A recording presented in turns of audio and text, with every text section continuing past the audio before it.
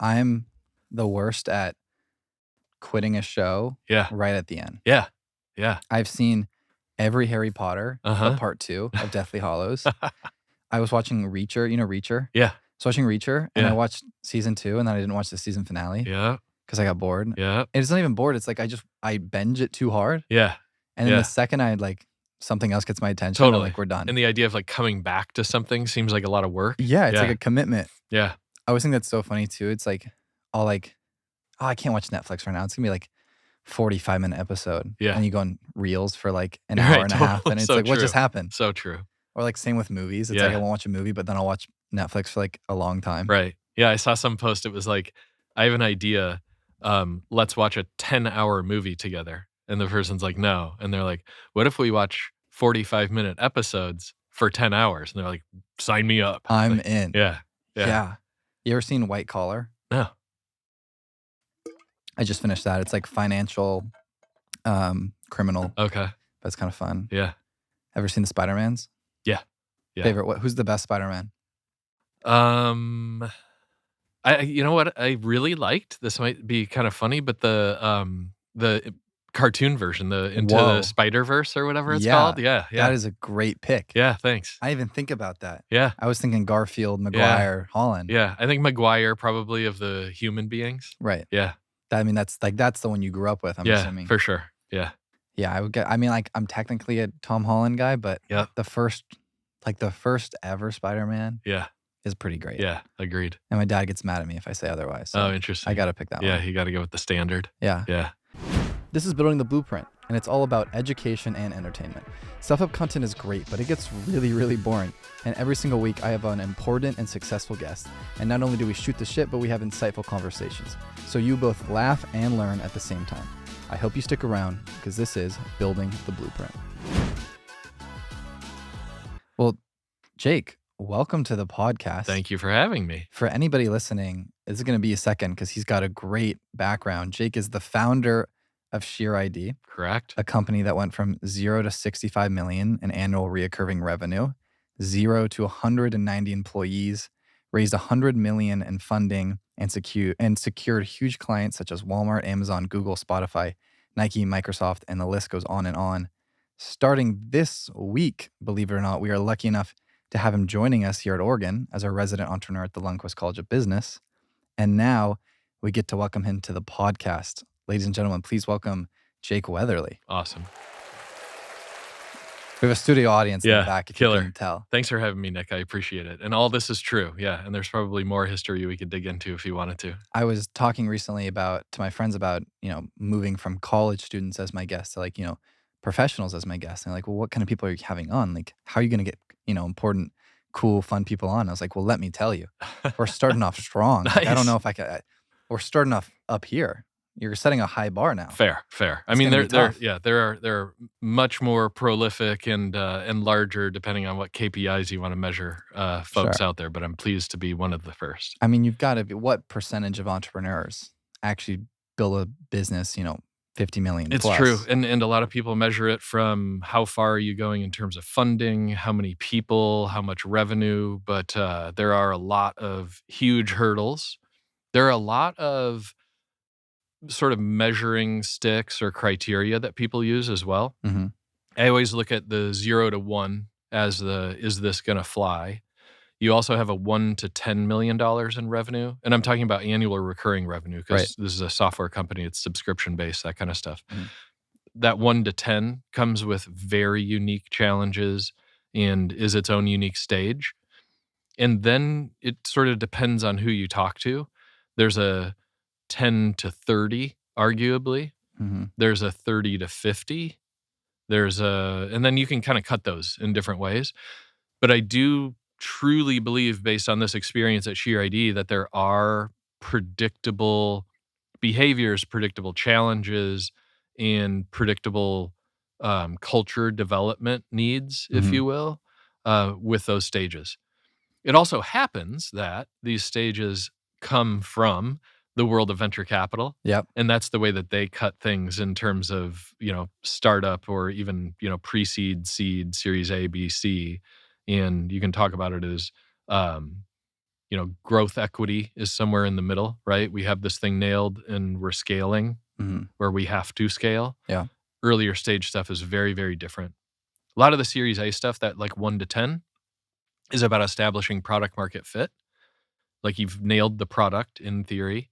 You think that you have an idea of who your ideal customer profile is, and there's some experimentation there. Mhm. Yeah. Yeah, it's so interesting. But to answer the question, yeah, I think it's like a 1% thing or a 3% thing, or, you can then do nested dolls from there. Certain percentage get to certain stages. Yeah, nevertheless, very impressive. Thank you. I Very appreciate is this that. the was that the first business you ever started? It was, yeah. It was the Really? first like co-founder status. Yeah. I mean, definitely been an entrepreneur like deep down inside Mhm. since a young age. But starting something that was venture scale and had we think that we can get this past $100 million in revenue. We think we can get past the $1 billion valuation, those kinds of high bars. Mhm. This was definitely the first thing that was really that formal and that sophisticated. That's so Yeah. cool. I read something recently that was like the average successful entrepreneur hits it on their like has 3.8 tries. Yeah, I believe that, and I think that you can measure that by started and fizzled. Yeah. You can measure that by started, funded, grew, Mhm. plateaued, then started to decline. Mhm. I think the way that I would measure that is maybe a little bit more in theory, and maybe that's just how I approach things. Okay. Like, there have been many things that I've spent lots of thinking time on Yeah. and lots of in-person and just communications time on, Mhm. where there isn't a there, or the core that I thought I was pursuing Mhm. starts to kinda change. So you can kinda, like, pivot in your mind Yeah. and pivot in theory Yeah. before you actually go out and try and use other people's money to do it. That's fair. Yeah. Yeah. I want to try this will be try number 2 for me. Yeah, nice. Yeah. Yeah. So, can you run us through a little more about, like, what SheerID is? Because Yeah. it is a part of, like, I think so many people's lives, and they don't know it. It's true, I didn't yeah. realize it was until ChatGPT hit me up. And that's by design. Yeah. So the way that we looked at the world is there are a lot of people who are excited to become part of some sort of special program out Mhm. there. A really basic way to look at it is membership into a group, or access to special experiences or special pricing or free products or services. And because you can define those communities really well, the way that we started attacking the problem was, how is it that you can raise your hand and tell a brand or a company, I want you to know this about me and I want you to check because I'm excited about what's on the other side. So pre Sheer ID, there was everything from Amazon Student Prime to uh, discounted pricing for teachers as they're getting their classrooms ready at the beginning of the school year every year, to thank you for your service. We honor you, for military veterans and active duty military service members and their dependents. All of those things were actually really prevalent with consumer brands, and especially in retail and brick and mortar retail. Yet, it was very difficult with the rise of mobile and internet and e-commerce to bring those programs into a digital world, right? How do you tell if somebody's really a teacher if Yeah. they're on your website and they want the discounted teacher price? And then B, even in person, it was awesome, or it was often very cumbersome, involved a lot of super sensitive, personally identifiable information. And then sometimes it was like, fill out this application and then wait for your application to be processed Yeah. in order to enter into this special club. And we just looked at it in a different way. I mean, the way that we looked at this was, there is authoritative data living somewhere out there that can prove this status. And so if we can create software that's connected to that data and starts with the individual raising her hand and saying, I want you to know that I'm currently attending as an enrolled student, the University of Oregon, and I'd like to get Spotify Premium for half off. Yeah. Like, think about Sheer ID as very similar to like credit card processing, right? When's the last time that you used your credit card for something and then received email and direct mail and telephone calls from the credit card processor of record Like, we see that you used your Visa at this store. Would you like to use it here and here? And did you know that this was available? So we didn't want to be the marketing engine to these communities. We felt that the brands really had that nailed, right? They have amazing creatives and marketing leadership and strategies that they're rolling out. What we wanted to do is we wanted to make it easier for the individuals to become customers of these brands. Mhm. And then very, very early, we felt strongly about the right to be forgotten. So if you go in and you say, I'm a military service member spouse, and I want to go to a PGA tournament for free, which is a program that we run, and you go to the tournament, you have a wonderful time, you meet the players, you go into the special military hospitality experience, you probably afterward don't want them marketing to you. Mhm. Thank you for your service. Here's the next tournament that's coming up in another state or another country. So we believed in the right to be forgotten because these are things that are really sensitive and unique to an individual's identity. So we built that in. We were like the crazy people in the room in the early days Uh-huh. because it was all about marketing data and selling people's personally identifiable information out the back door for other platforms that were generating users and communities and all of this treasure trove of personally identifiable information. Mhm. And we just felt that we didn't want that. We didn't like spam in our inbox. We didn't like to go to our physical mailbox and see it full of all these advertisements. We wanted it to really be in the hands of that individual. And that's something when you make that decision, are you thinking like that'll play off in the long run because people want to associate our brand with spam mail? Because like I think about you saying that, right? And me as the consumer wouldn't know that you're not selling my info. Like I could Right. maybe make a guess because I'm not getting spam, but I get spam all the time. Sure. Sure. Was there ever that thought of like, well, this isn't even we're not going to get the recognition for this, or it's just the right thing to do? I think that it really came down to the right thing to do. And it came down to ourselves, our friends, our family, our networks, if you will, and having discussions with those people around what if this is the way that the world worked and Yeah. everybody just warmly embraced it. I think the other part of it is we were sort of early forecasters, if you will, of things like GDPR, CCPA, the regulations around the collection, the processing, the storage, and the use of people's information. Right. And pre CCPA and GDPR, all of this information was being traded without your knowledge, without my knowledge, right? There were these files with all these attributes about me, including where I live, my age, if I have children, my career, etc., that were being sold and resold for marketing purposes. And then the regulations came and we were, 5 or 6 years into SheerID, and previous to these regulations hitting, we really were like the crazy people in the room, like saying, this is the way the world's going to work. This is the way we think it should work. Yeah. Post regulations, we got a few like I told you so moments. Yeah. Yeah. That's awesome. Yeah. Was this a passion project? Because one of the things I was contemplating before our talk was like, well, does your business need to be something you're passionate about, or does it need to just be a problem you see? Right? Like we were talking before this about an idea that I'm working on now, Yeah. which is something where I was like, okay, like this is something I'm actually passionate about that I would want in my own life, whether it's a business or not.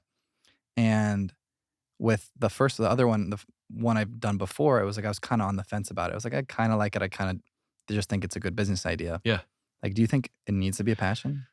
I think that there's benefit and authenticity coming from either place, right? There's a lot around creating the money-making, profit-making machine, Yeah. and there can be a lot of passion and a lot of enthusiasm around that, right? If you crack the nut and you've figured something out that just prints money, Hmm. that's pretty exciting, and frankly, people can be passionate about that and that itself.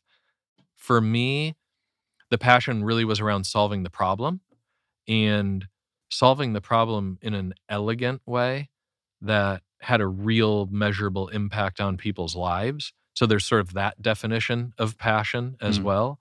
There's nothing better than getting feedback from a military veteran or even things as simple as like a student who's now watching, the first NFL game on a Sunday streaming for a deep discount, or the person who gets their ski pass for $199 instead of $1,000. Yeah. Like kind of maybe barrier to entry. Like, would they be able to watch that game? Would they be able to go skiing at that resort in Utah? Maybe not. Yeah. So that was also part of it as well, is sort of access for the individuals who were deserving, who maybe couldn't gain access, which led to, one of the coolest, in my opinion, capabilities of SheerID is it was a couple of years ago, the emergency SNAP benefits from COVID went away, Mhm. which was to help low-income families gain access to nutrition for, a lower price, to stretch their dollars further. And when that went away, we started working with some of the national grocery store brands on how do we, uh, how do we basically invite folks who no longer have those benefits to still receive the benefit directly from the store. That's And so we cool. started to create a verification of household income, Yeah. verification of need in essence, in order to help folks continue that, super important access to nutrition. Yeah. Yeah. That is so cool. That is yeah, that's when it comes to, like, entrepreneurship that's not English. Entrepreneurship. Yeah. I hate that I know how to spell it now, it's It's a tough crazy. one. Yeah. Yeah. Yeah. It's like one of the there's people who kind of fall I'm a banker now, right? I'm doing commercial banking, Yeah. and every banker that's come into our class keeps telling us they're accidental banker. Oh, Like, they interesting. didn't mean to be a banker. It was Yeah. just the first job they got out of college, and they liked it. Uh-huh. And it kinda seems to me it's like you have people who are like, "I've always known they wanna do something entrepreneurial," Yeah. and then people kinda just fall into it. Yeah. Do you think the people who have that sense of like, I want to start a business, because there's so many, especially here at college, like there's so many kids that are like, I want to have my own thing. I want to start my business, Yeah. but they don't know what the idea is yet. Right. Do you think you kind of have to wait for it to hit you? Or do you think you can intentionally just look for it? I mean, I would hate to advise people as to one or the other. Right. I will share my own personal experience, which is I knew that I wanted to start something because, especially in software, Hmm. a lot of people have heard me say this, and I say this often. The idea of entrepreneurship in software is literally magic. Like, you can go from an idea and create something that doesn't involve like raw materials. Like, I need aluminum to put into the CNC machine in order to make this part, in order to ship it and have people install it or put it into the bigger thing that they're building. Yeah. So the idea of creating something from nothing that really delivers value to individuals, delivers value in the economy, creates enterprise value in the entity itself that Hmm. you've started is astounding to me. And the barriers to entry are really low there, especially if you look at it as like the barrier to entry being the amount of capital that you have to have in Right. order to get something off the ground. So I think that was a big part of it, having started in software at a pretty young age and just believing in kind of the magic of computing and software. Yeah. Peeling the onion back, though, I think for me, it was really important that what I started was sort of well thought out enough, analyzed deeply enough, Hmm. knowing that there wasn't something like it, which can be really dangerous because if there isn't something like it already, then is it really a thing? Yeah. And for me, I guess I was almost like seeking perfection. Like, if I'm going to do this, I really want it to go well. Yeah. And so that there was some false starts. There were a couple years of probably like analysis paralysis. Mm. There was a long time where my co-founder and I, we call it the pinch me chapter, where we had figured this out. And then we spent an inordinate amount of time trying to find the competitor, trying to find the company that was already doing it in this way. Yeah. And we just didn't believe that there wasn't one out there. How could this be so obvious and so intuitive Yeah. without, especially one of the big technology companies out there who are doing things similar in e-commerce and marketing and advertising, and there just wasn't. Yeah. And it took us a long time to actually believe that. Yeah. Yeah. Yeah. I think that's I my editor for this podcast, his name is Xander. He helps me Uh-huh. a lot. He's like my unofficial partner with this, and I like to joke with him of like, yeah, it's like thank God I have you because like I will have a thought, and then I'm like the next day I'm in. Like Nice. Yeah. I'm great at executing a plan, Yep. but like I don't spend that long like thinking about it. I'm like had the idea, thought about it, makes sense to me right now. Let's do it. Yeah. But then it's also nice to have someone to be like, all right, hold on. Right. Let's Have analyze you this a thought little. about this, or Thought have you about looked at this. this? Yeah, yeah. Yeah. Or even just to ask those like 30,000-foot questions of like, yeah, this would work, but is it worth it? Right. Right. Right. Sure. I forget who Sure. said it, but there's this great thing that was like, stop asking $5 questions and ask like $50,000 questions, which was Oh, like, wow.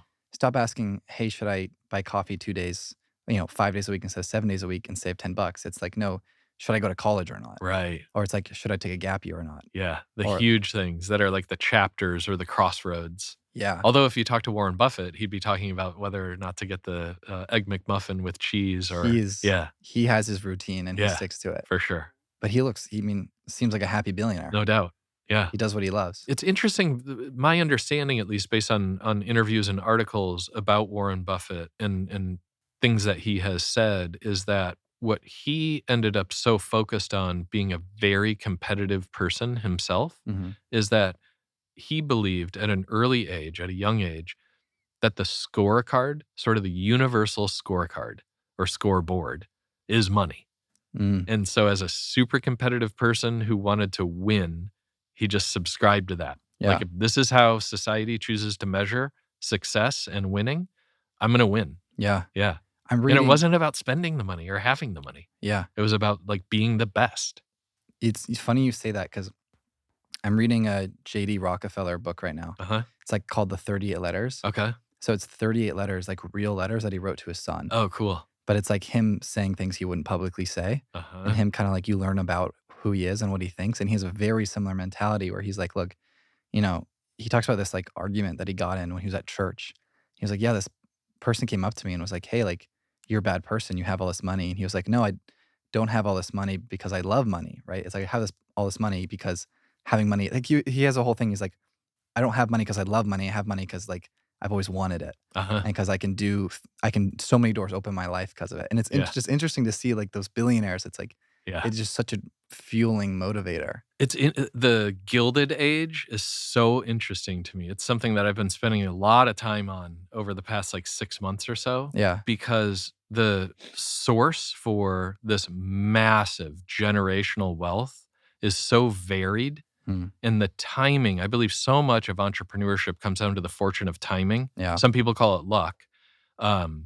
And when you look at Rockefellers, or you look at, so many of them, right? Yeah. Carnegie. Yeah, they are these titans of industry at a time where that thing that they built, railroad, shipping, oil and gas, whatever it may be, Hmm.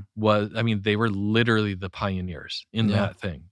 And it was a time in, sort of, I guess, global history where those were massive game changers and they really hadn't been established yet. So there's a huge right place, right time, fortune of timing thing there. Yeah. Then you see some people who pivoted from like shipping to railroad, and then pivoted from there to commercial real estate on the island of Manhattan, right? Yeah. Like everything goes into real estate. And then, yeah, It's like being just early enough, but not too early. right, right. Yeah. It's so And interesting. then also not hanging around the hoop after it's too late.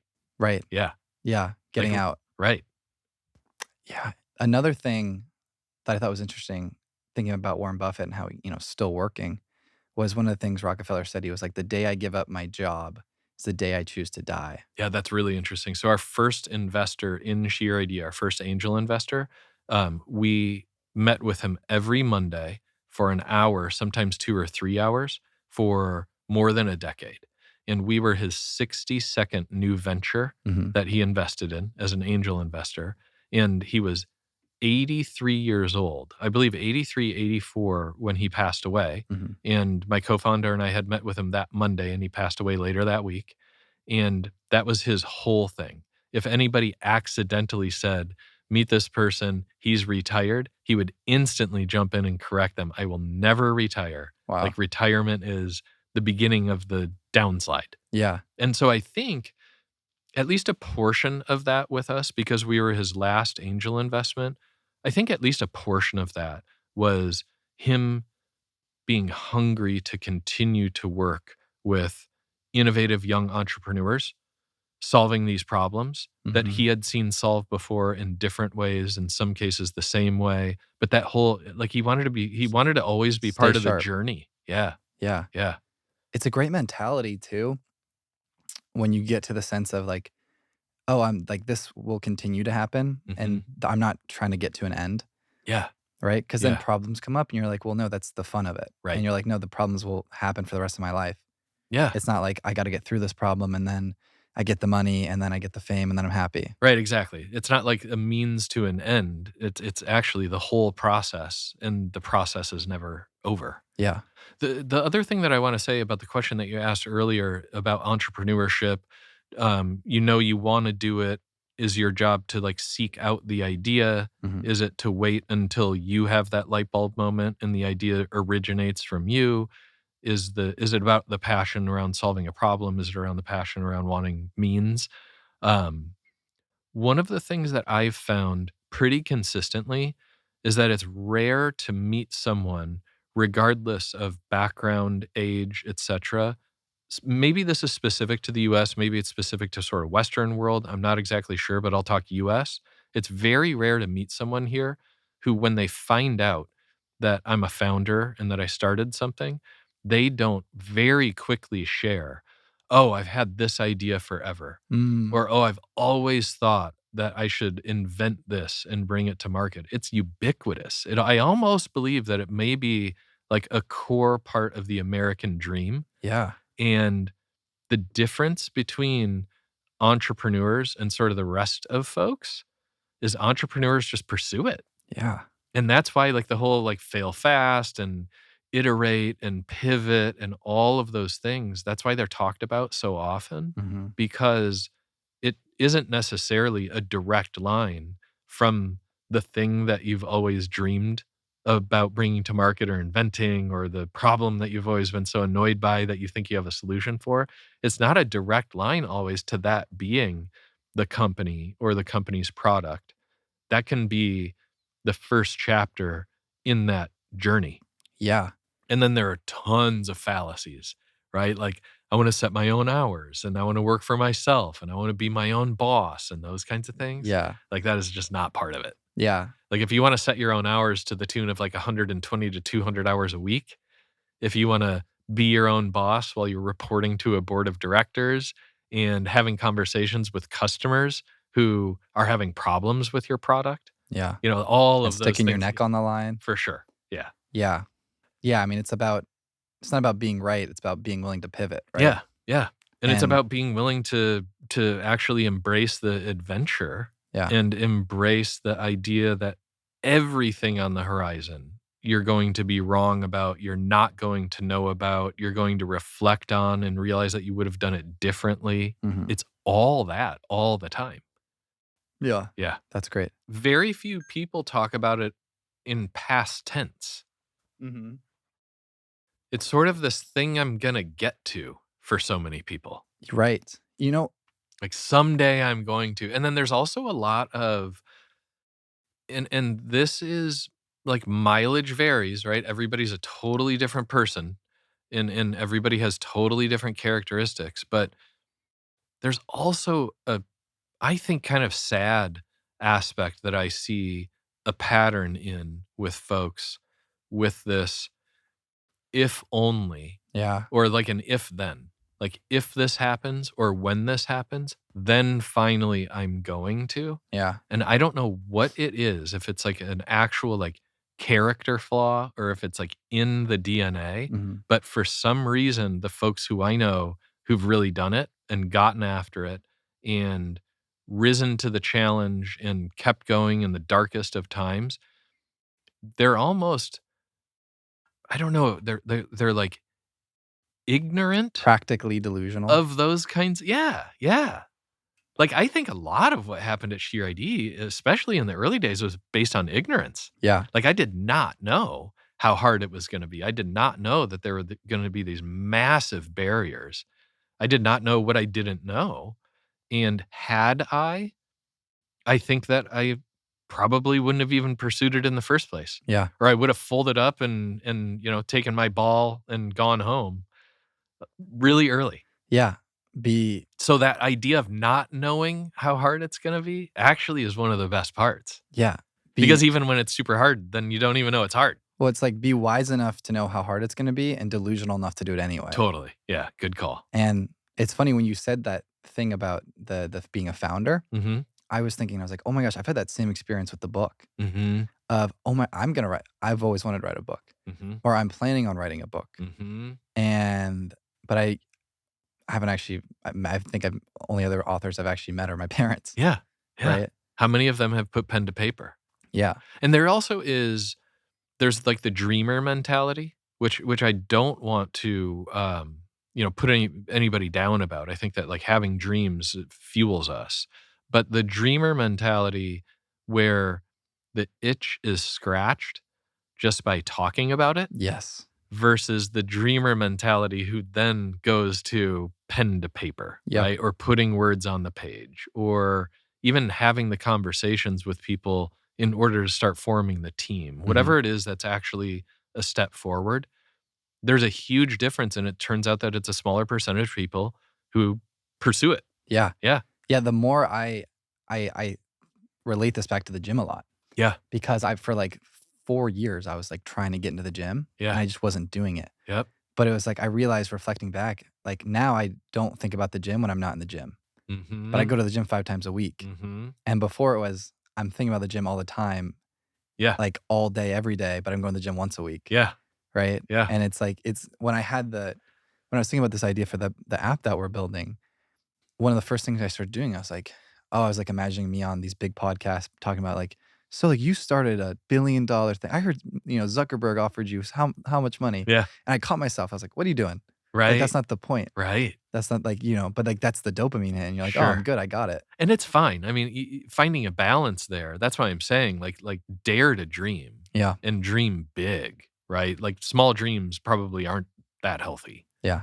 Um, so get out of the realm of reality because that's going to free your thinking to find the things that otherwise the filter and the voice inside your head and the negative thinking would like stop you from seeing around the corner. Yeah. So, but it's all so much of it in the end is this really weird psychological journey. And I know that sounds like a little bit woo woo or maybe a little bit corny, Yeah. but it is so much about creativity. I mean, I look at entrepreneurship way, way, way more as art than as science. Mhm. And just like ability to keep, yeah, I have that, It really is like artistic expression. yeah. Yeah, Yeah. And every day is so different on how you're feeling, on how momentum's going, totally. what the future is going to be. Yes. And one of my favorite quotes is, "How big would you dream if you knew you couldn't fail?" Yeah. Yeah. Like, what is like if what's the best it could be? Right. Like, what's the perfect if That you was knew you actually couldn't that was fail? the SoftBank approach, to a lot of the companies that they took a majority stake in. Mm, Like, the question actually was, "What would you do with unlimited financial resources with yeah. this business?"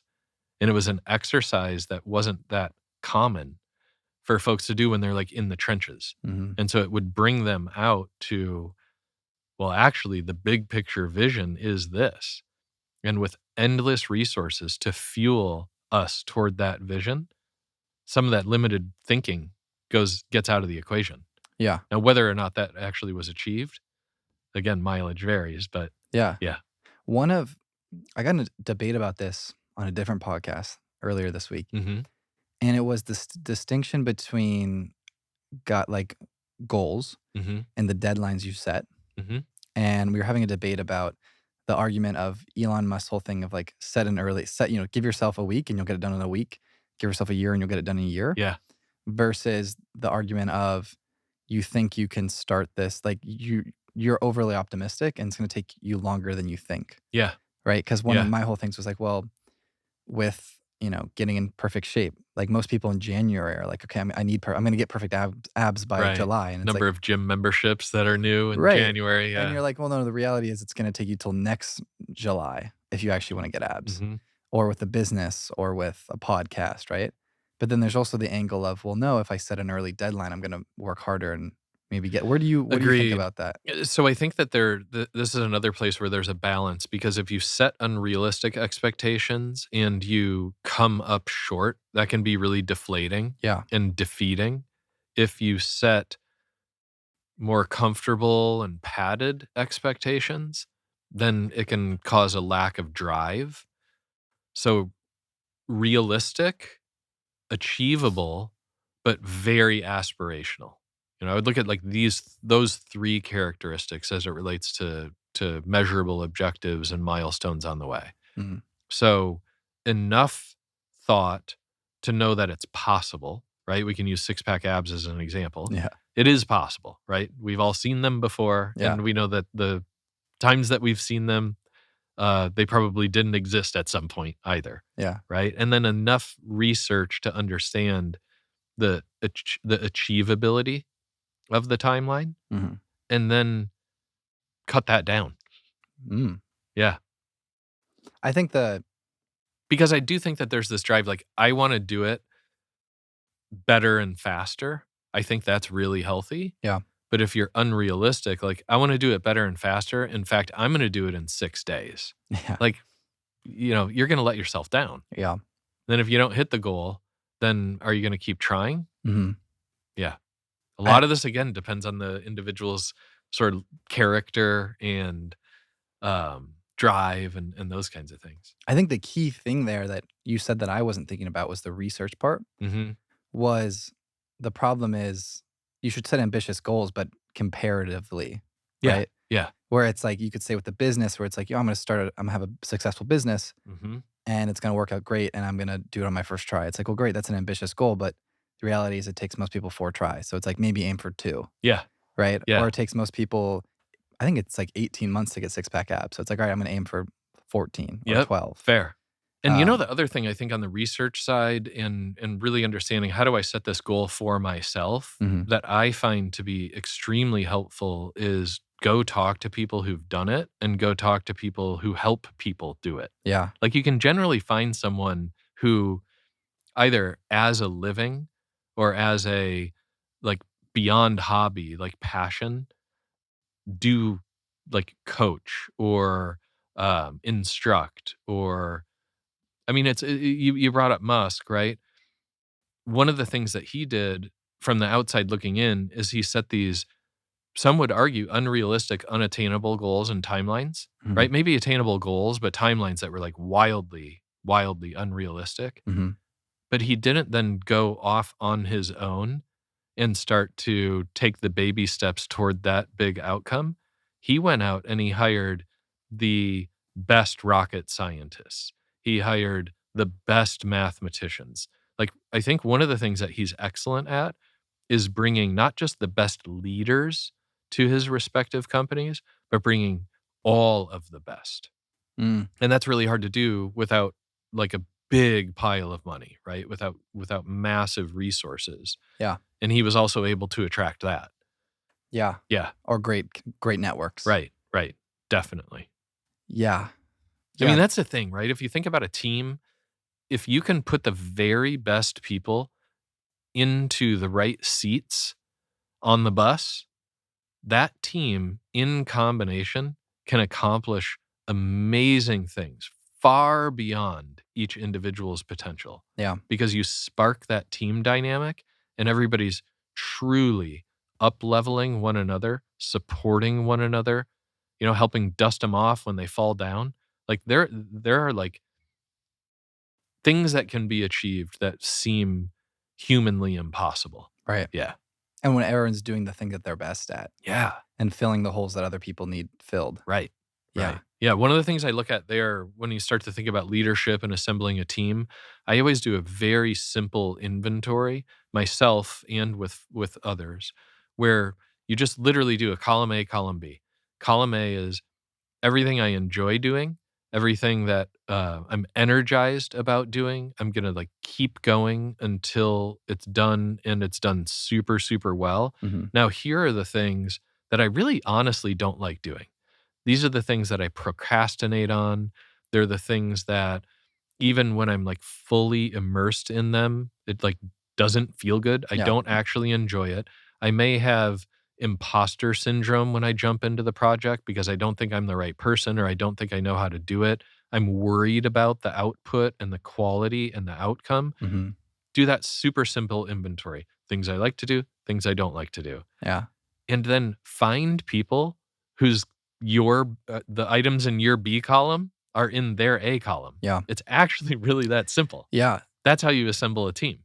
You know what's funny is my dad, he's like a sales consultant. Uh-huh. And I always like would give him shit because I was like, dude, you work like 25 hours a week. Yeah. At least from my perspective, you do. Yeah. And I was like, how are you doing so well? And he was like, well, I only spend time doing what I'm great at. And he outsources everything else. For sure. Right. And I was like, oh, that's so interesting. And that he gave me that mentality early on where then I'm able at a pretty young age to go like, okay, I'm not a good editor. Mm-hmm. I don't really love it. Mm-hmm. I need someone else to do it. And like, Yep. okay, now I've got Xander, this great editor. It's like, Awesome. okay, I've got this idea. And my guess is that Xander loves that thing that you don't He's like. a music producer. This is what he does. Yeah. He loves it and he crushes it. Yeah. Unless he's listening right now, he's like, Nick, I secretly don't love it. He's like, this was my chance. Damn This it. is my last editing job. Yeah. Or like with Drew, it's like, I'm not a computer science guy. Mhm. I think it's interesting, but I'm not Mhm. good at it. And I am not going to spend 40 hours learning it Right. if I don't have to. Because if you aren't deeply, genuinely curious about it and interested in it, you can like go through the motions and learn it. Yeah. But you're not going to be as good at it Yeah. as people who love it. Because it feels like work. And it also feels a little bit foreign that there's someone who loves ticking and tying numbers in a spreadsheet in finance. Yeah. Like that's foreign to me. Mm. Or someone who loves word by word, line by line, analyzing and editing a complex legal document. Like that is like nails on the chalkboard meets kryptonite for me. Right. And there are people who just, I mean, they will pour over it. Yeah. Yeah. So find those people. Fill in those weaknesses with their strengths, and you've built a team that has endless superpowers. One of the other things you said too was, you know, some of these successful people had great mentors. Mm-hmm. And I think something that's also really important for, you know, particularly young people to know is picking the right mentors because there's very different types. It's like, so true. There's people who are just talking shit, but they've never actually done it. Right. There's people who are actively doing it, but haven't seen success yet. Yep. There's people who have done it successfully, people who haven't done it, but coach it.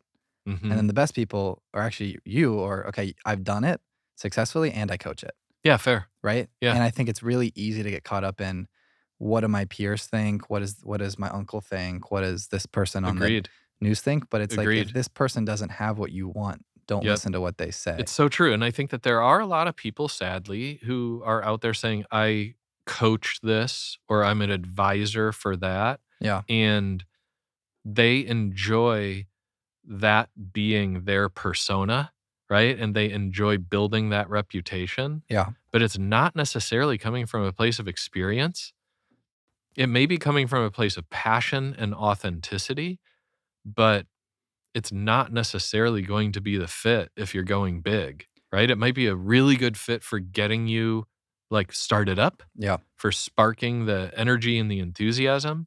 But that's another thing that I think is you have to look at stage appropriateness there too. Yeah. Right? Like a startup coach might be very, very different from a I'm taking it public coach, from a now I'm a public company leader coach, from a now I'm selling the company coach, to now I'm managing what I've created coach. Like these are all potentially very, very different profiles with very different backgrounds and experience. Yeah.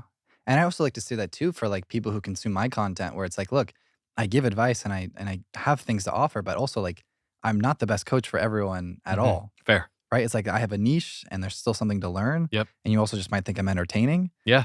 But like also, you know, don't listen to me if we're talking about, you know, health and like what's Fair. you know, what you should do. But don't not listen to you either. Don't not listen to me. Yeah. But You're not pounding Red Bulls. And, only listen to me. Yeah. Yeah. Right? Like you should have a wide perspective. And that's where I was going to go with it as well, is to say this is my mentor, singular, right? This is my coach, singular. I think that actually could be one of the potential mistakes. Yeah. Yeah. Yeah. That was one of like people in acting, right? They have a dialect coach, they have a movement coach, they might have like a dance coach, they have it goes on and on and on. Yeah. Yeah. And too, like you think about athletes, right? It's like you've got your your mental coach, Yep. you've got your swing coach, you've got your manager, and then you've also got like your dad, Sure. right? And like those Sure. are four very different Totally perspectives different. that'll help. Yeah. Yeah. I mean, think about the different characteristics that make us up as unique human beings, right? We have the psychological aspect, we have the physical aspect, we have the energy and nutrition, we have the I mean, it goes on and on, the inspiration. Yeah. You know, all of those things are really unique recipe or unique ingredients in the recipe. And if you're missing a key ingredient from the recipe, it's not going to turn out that great. Yeah. Or if you have Yeah, too much of one thing, totally. it's a problem. Exactly. Yeah. Okay. Speaking of having multiple opinions, Yeah. one of the hardest parts of your job, I'm guessing, Mhm. is when someone pitches an idea to you and you think your initial response is that's not good. Mhm. How do you balance between one, I know a lot about business Mhm. and I know a lot about the world, and I don't want this person to waste their time and I'm going to give them honest feedback, Good point.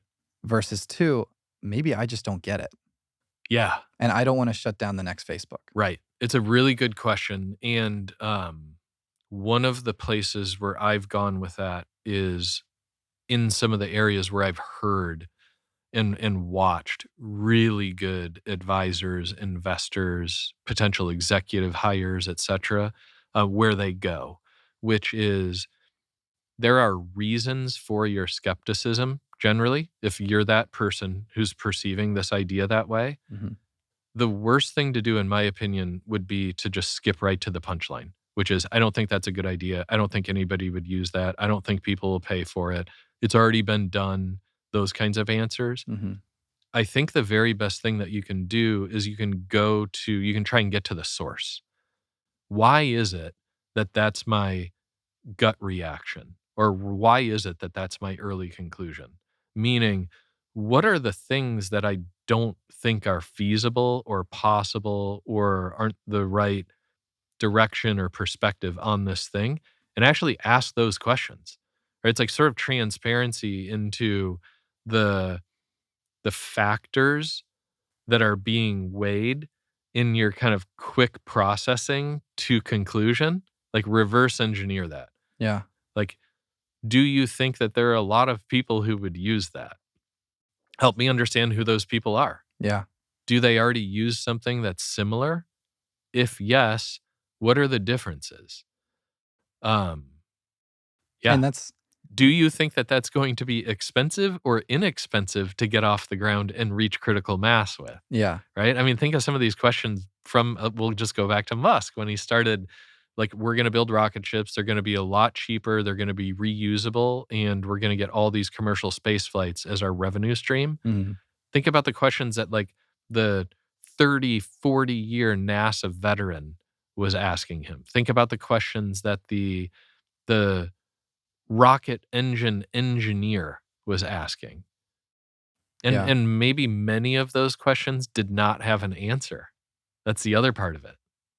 And I think the key thing you're getting at there, which is something I'm starting to realize when I coach others, is like you have to ask questions Mhm. because you have to let them answer it. Agreed. Because if you give me advice, I'm like, yeah, sure, but like I want to go figure it out. Right. It's like why we're Right. all chasing success. So maybe what you're doing is you're helping them walk themselves out of a hornet's nest before they step in it. Exactly. Or maybe you're helping them to think through like a slightly different route so that they walk next to the hornet's nest, but they don't step in it. Yeah. Or maybe you help them think through like the whole thing's a hornet's nest and I'm getting out of it because I'm already in it. I don't know. I mean, maybe a weird analogy, But but helping them figure that out. and it's theirs to figure out. Yeah. And that I would say is almost like a universal truth. I have 3 teenage boys, and it's really challenging, yet endlessly rewarding to be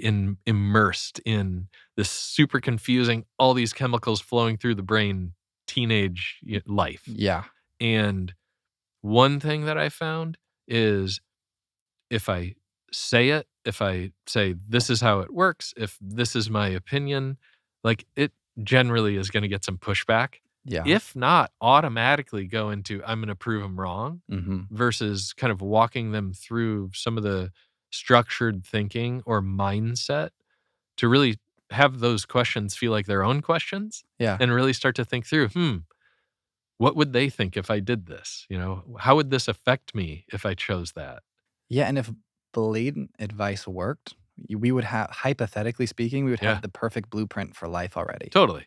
Because like, there's so many people like, okay, well, if you want a great relationship, do this. Right. If you want to be in the best shape, do this. Yes. If you Yeah, want to make money, do this. It's like, yeah, totally. okay, sure, but like, let me go see. Right. It's like every celebrity ever going, fame didn't solve my problems, but us all still wanting to be famous. Right. Yeah, it's so strange, isn't it? That particularly is very strange. Yeah, like Yeah. the rich one and the Yeah. success one. Yeah.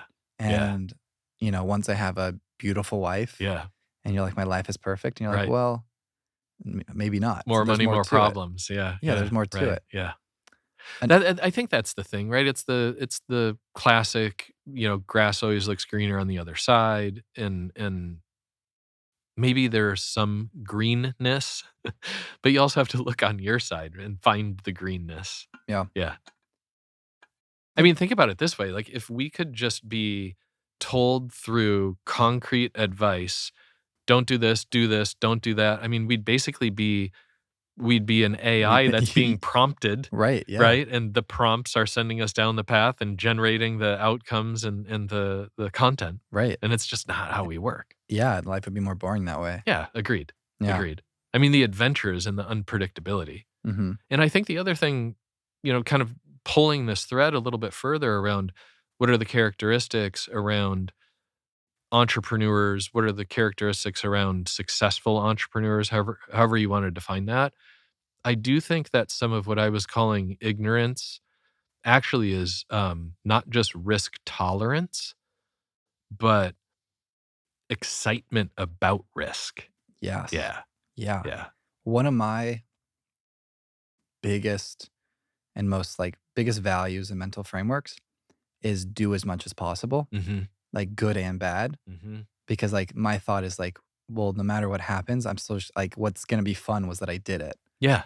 Right. It's like even like founders. It's like I Yeah. bet if you go to Zuckerberg, he's like, yeah, I wish I could go back to the startup Oh, days of totally. Facebook. Totally. And I'm sure that's 20% awesome Yeah. and 80% like this is crazy and Yeah. insane. I think the other thing is we start to romanticize so quickly after a very difficult experience. I think it's part of the way that humans process those difficult experiences. We start to romanticize the tidbits that were amazing, Yeah. and we quickly forget the pain. Mm-hmm. Yeah. And the fear and the stress and all the negative aspects.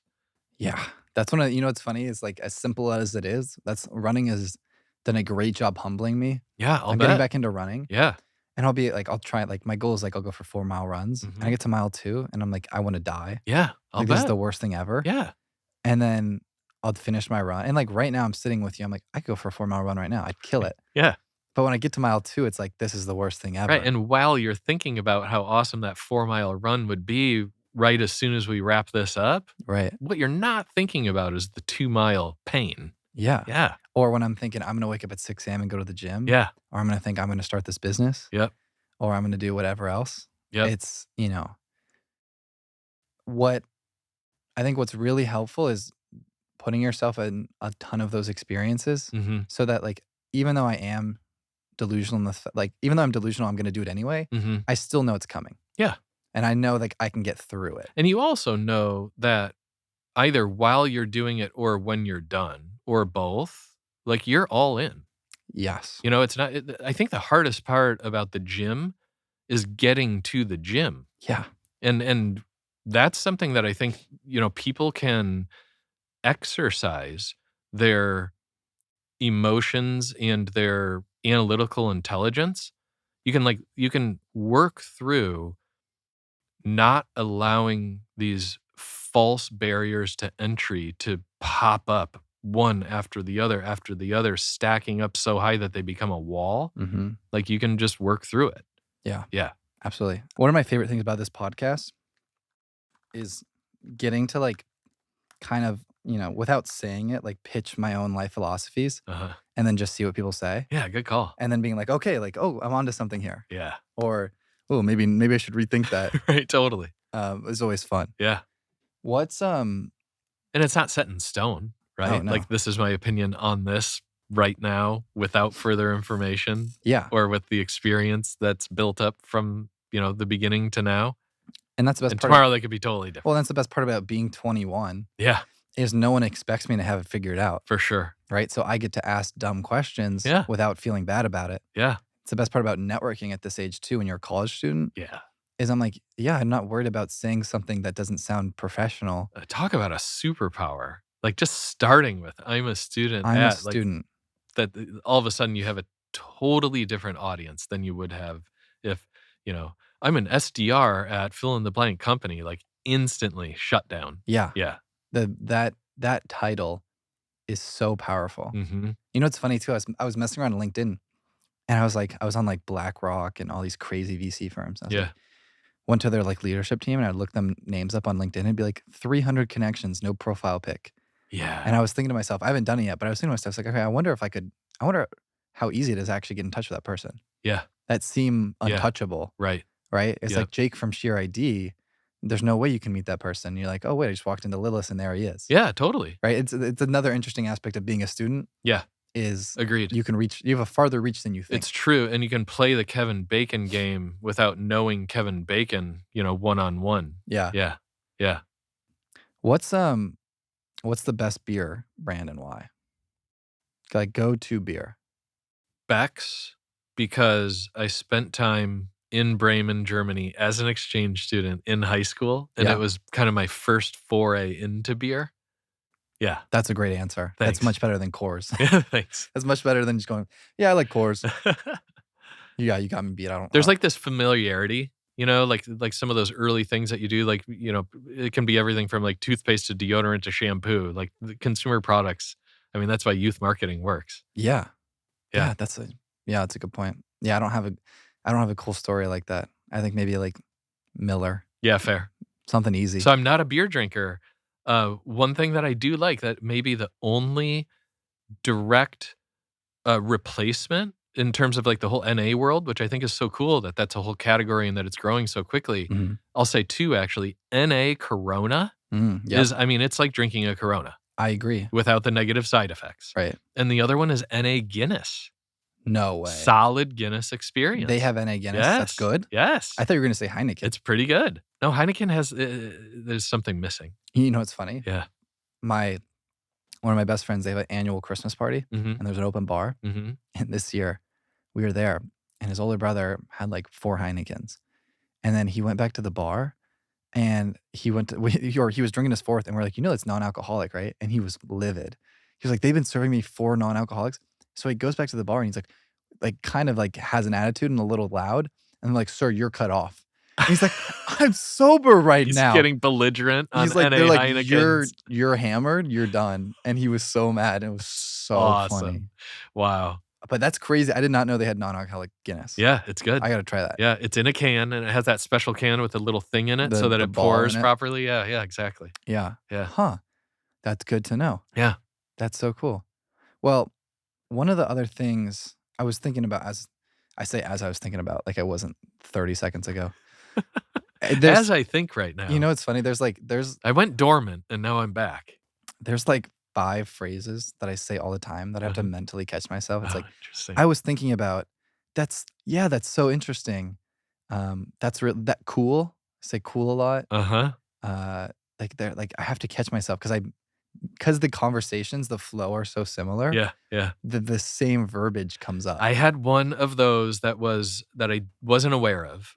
This is many years ago. My co-founder and I worked together for a long time before we started SheerID, and I was in Washington D.C.